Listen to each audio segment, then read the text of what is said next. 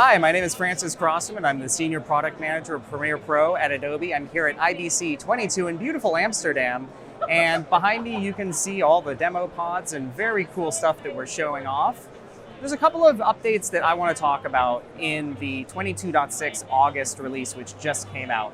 This release is really focused on user requests and stability and performance for us. So we're taking a bit of a break from flashy new features. That being said, there's some stuff that you're going to want to check out. So big focus on graphics.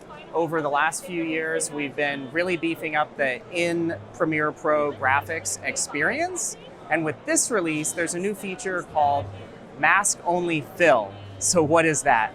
That means that you can add a texture or even a video layer as the fill of text or graphics inside the Essential Graphics panel in Premiere Pro. And that's available now. Very cool, opens up lots of possibilities. In addition to that, a couple of really small, but I think meaningful usability updates to graphics, which is that we added a context menu. So if you right-click on a graphic in your timeline, in your program monitor, it shows up a little thing that says Edit Properties. What's really handy about that is that'll pop open the Essential Graphics panel, and it's just a natural thing that you right-click on something when you want to edit it. So small usability thing that's going to be meaningful for your workflow.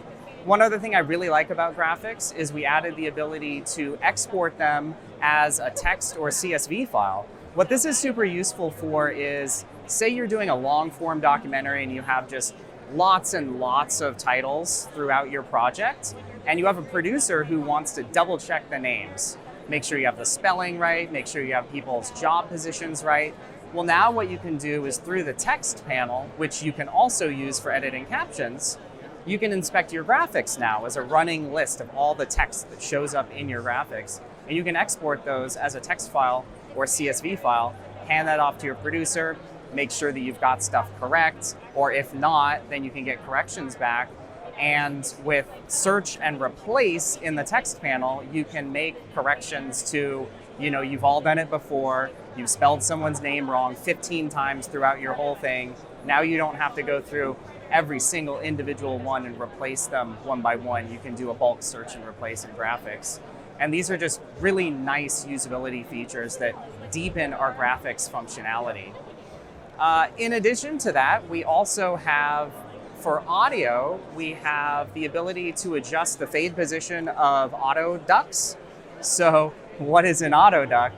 That is using Adobe Sensei to sense where dialogue is being spoken and automatically reduce the level of your background music track and create a little volume dip so that you can hear when the voice is being spoken. And this just really speeds up your workflow. That's not new, but what we can do now is choose where that fade position shows up in relationship to the dialogue. So as an editor, what you want to do generally is make sure that that fade position sort of overlaps with where the dialogue is coming in. It almost acts like a crossfade between the music going down and the dialogue coming in. And now you can automate those fade positions throughout your entire job right in the timeline. So that's really nice. There is one sneak peek that I want to tell you about that's not coming out just yet, but you can try it in our public beta. And that is that motion graphics templates are now rendering 2 times faster thanks to multi-frame rendering from After Effects.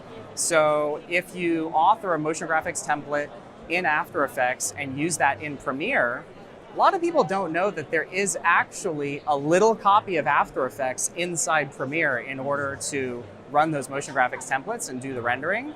And we've added multi-frame rendering to that. AE lib is what we call it internally.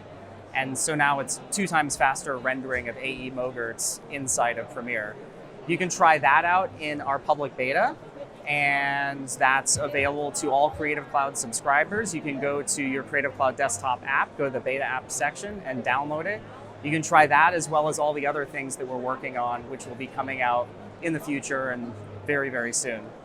So thank you for joining us at IBC 22 and keep making great video.